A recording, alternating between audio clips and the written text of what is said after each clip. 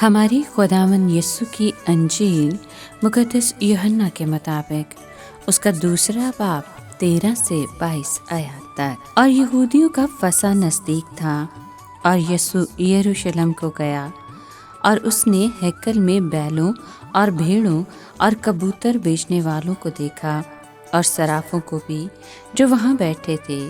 तब उसने रस्सियों का कोड़ा बनाकर सबको भेड़ों और बैलों समेत हैकल से बाहर निकाल दिया और सराफों की नकदी बखेर दी और तख्ते उलट दिए और कबूतर फरोशों से कहा, इन चीज़ों को यहाँ से ले जाओ, मेरे बाप के घर को व्यापार का घर मत बनाओ। और उसके शागिर्दों को याद आया कि यूँ लिखा है कि तेरे घर की गैरत मुझे खा जाएगी। तब यहूदी बोल उठे और कहा कि तू हमें क्या निशान दिखाता है कि ये काम करता है। यीशु ने जवाब में उनसे कहा कि इस हैकल को ढा दो और मैं 3 दिन में इसे खड़ा कर दूंगा। यहूदियों ने कहा, 40 वर्ष में यह हैकल बनी है और तू इसे 3 दिन में खड़ा कर देगा। मगर उसने अपने बदन की हैकल की बाबत कहा था।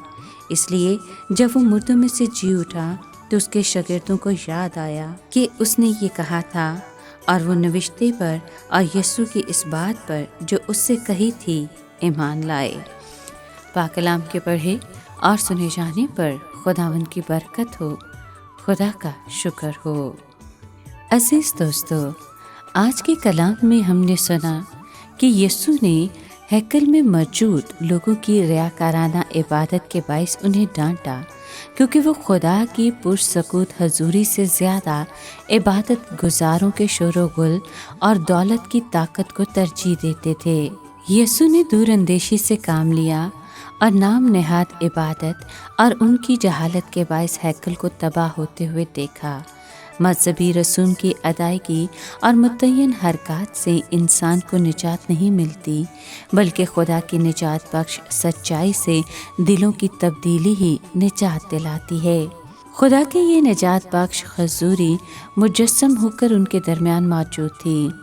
यीशु हकीकी हैकल है और खुदा मसीह में होकर वहाँ मौजूद था। गोया यीशु ये कह रहा था कि मेरे बदन की हैकल को गिरा दो, क्योंकि तुम खुदा के लिए मेरी गैरत को बर्दाश्त नहीं कर सकते।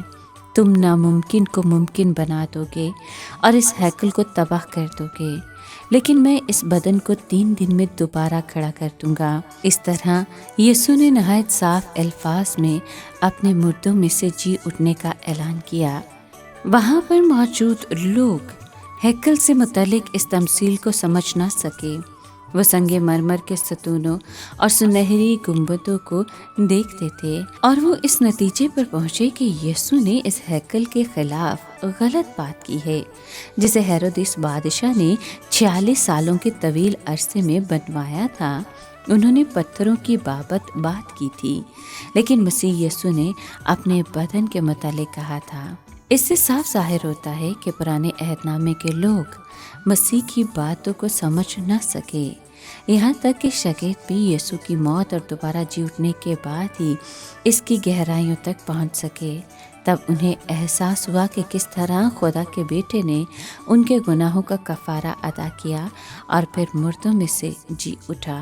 आज भी हम उस रूहानी हैकल के जिंदा पत्थर हैं। रूल कुदस ने शागिर्दों को कदीम आसमानी नविश्तों में यीशु के कलाम के मायने ढूंढने की तरगीब दी। वो अपने ईमान पर मजबूती से कायम रहे और सब मिलकर खुदा की मुकद्दस हैकल बन गए। ए खुदावंद यीशु, तू खुदा की रिहाइशगाह है, जहाँ खुदा और गुनाहगारों की मुलाकात होती है।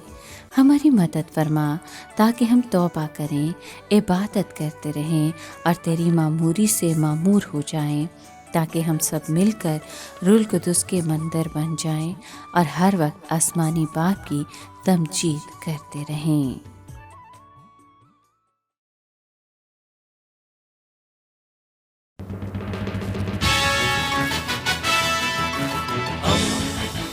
दोस्ती का पैगंबर, रेडियो वेरितास एशिया।